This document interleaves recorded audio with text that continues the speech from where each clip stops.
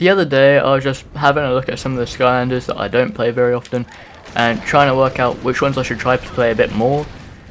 And I was doing this by using Dolphin with the emulated portal because I couldn't actually bother to walk to the other side of my room and pick up the figure. And I decided I'd play a bit of Flameslinger because I don't really play him all that much, but I remember really enjoying him whenever I did. And so I played him for a couple of hours. And what I came to realise is that Flameslinger gets nowhere near enough attention. I mean, I know I say this about quite a lot of Skylanders now, but it's true. Flameslinger, I rarely ever hear anyone talking about him, but I feel like he's such a good character. He's got a movement ability, which is by no means bad whatsoever. He's got his decent primary attack with the shooting the 3 arrows, and the third attack where he shoots the arrows up and they rain down does an insane amount of damage. I mean, I know I'm not on nightmare mode right here, I'm on hard mode I believe, but like, the damage output is unreal. And I was just taking out enemies really quick, and I was like, I swear this fight is supposed to be like, not difficult, but like somewhat difficult. But I was having no issues with it, with any of them that I did with Flameslinger. You can see later in the video I did a Chaos fight, and I had no difficulty whatsoever. And I was like, it made me realise, I was like, there are so many good Skylanders that just don't get talked about, and I really don't know why. I mean, before I made the video on Sprocket, and I said that Sprocket was underrated, which I still stand by, but I still think that Sprocket, in the grand scheme of things, obviously isn't a great character. But Flameslinger, I think, is actually really good, but I never hear anyone talking about him. And I'd even argue that he's more forgotten than the Forgotten Skylander, because people say that Sunburn is the Forgotten Fire Skylander, but at least in the UNM community, everyone knows Sunburn. Sunburn's like the most used character, except Whirlwind. Sunburn, and although Sunburn didn't get repos, Flameslinger wasn't exactly the most iconic. He only got a few reposes.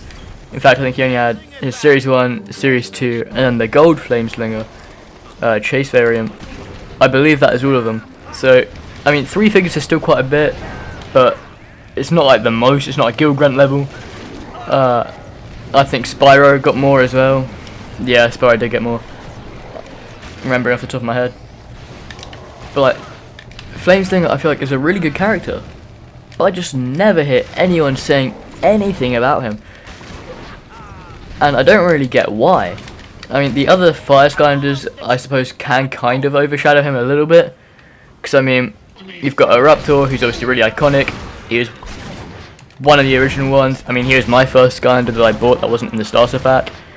And then, obviously, he was in the show as well, in Academy. He was one of the NPCs in Imaginators. Like, Eruptor is very iconic.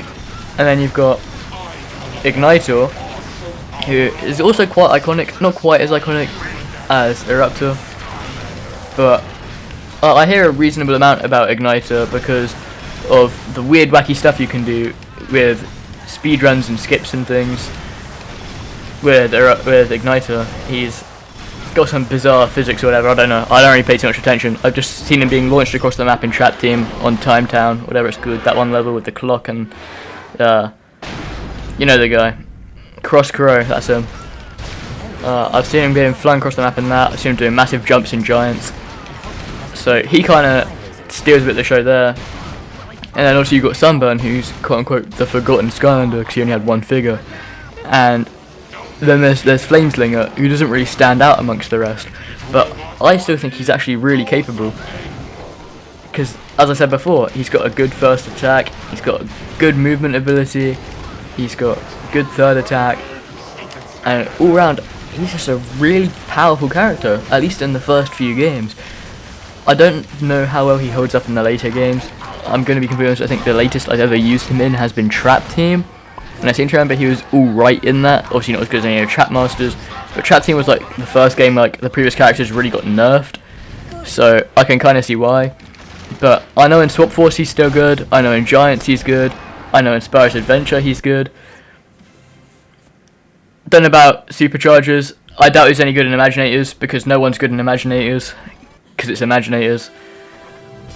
But I just feel like he deserves more attention. He's one of those Skylanders that, like, when you think about iconic Skylanders, he never comes up.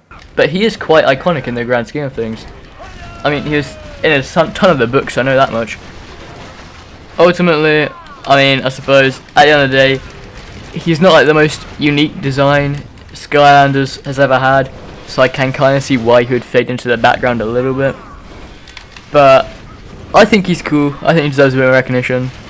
Let me know your thoughts in the comments. That's what I have for today. See you guys next Monday for another video. Every day in between the short. And fingers crossed there'll be some streams coming soon. I know I said I'd do it and I just haven't done it.